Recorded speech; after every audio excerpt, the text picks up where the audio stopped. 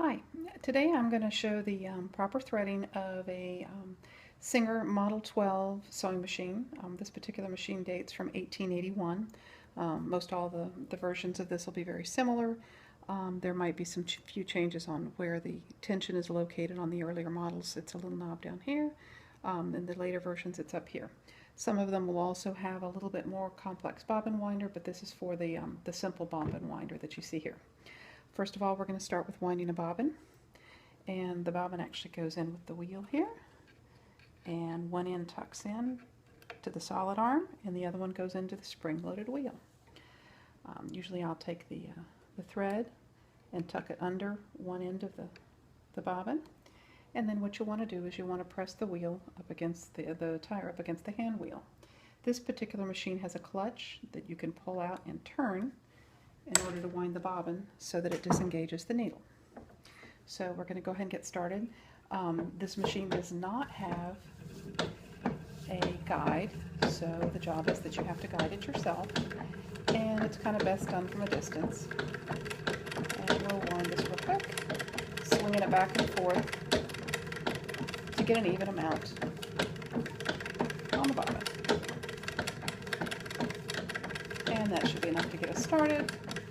Not perfectly wound, but will certainly work for what we're doing today. So we're going to go ahead and trim that off and slide out the bobbin, and then move the winder away from the hand wheel, and you should be all set. And there's your bobbin.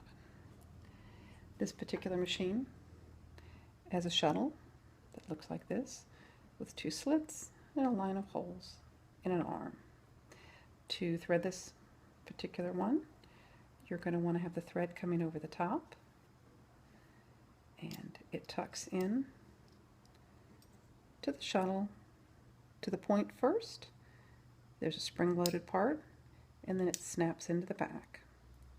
What you're then going to do is pass the thread from under the first bar and out. It's going to go back in through the upper bar. And the trick with these particular shuttles, the tension is created by passing it through these little holes. You would go out one hole and in another, and you can increase the number of holes you go in or out to increase the tension. In most cases, I've found that this particular shuttle works just fine with the tension the way it is, so I'm going to cheat a little bit. I'm actually just going to pass it out through the exit slot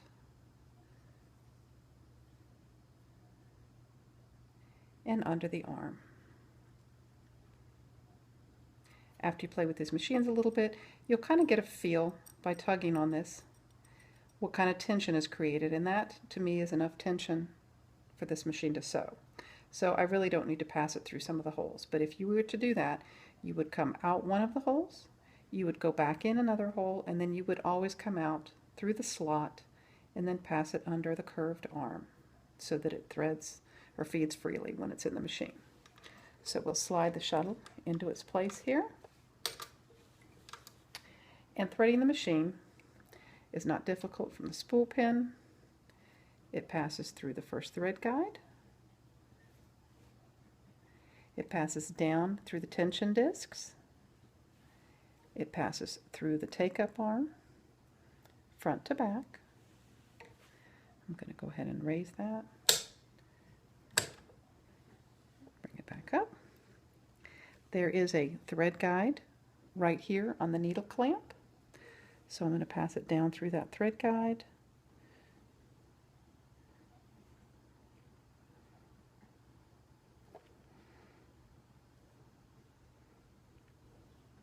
And then it'll go through the needle, front to back. These transverse shuttle machines, then the needle is seated with the long groove facing the front, and then they are threaded by passing the thread from front to back. Also, on many of these early machines, there's actually a line, a guide to help you seat the needle in exactly the right spot or pretty close. These machines are very forgiving, so they do allow you a little bit of flexibility on how the needle is placed and where it needs to sit. Bear with me.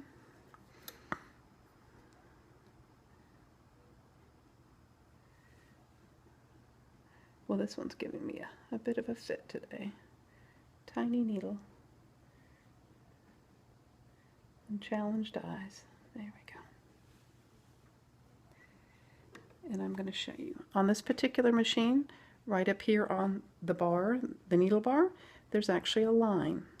And I'm going to swing the cabinet around and maybe you can see that little line right up here. When you lower that line all the way down to the point where it touches the faceplate, the eye of the needle should be right entering the hole. A lot of times I'll take a straight pin and put it right in the eye of the needle to hold it in place, and then tighten the screw once I know that that line is right there. So I'm going to go ahead and drop the needle to pick up that bobbin thread, pull it out, close the plate,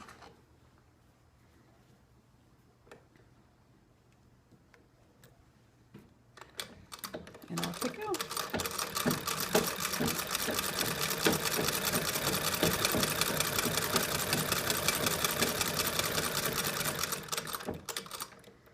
And that is the proper threading of a Singer Model 12.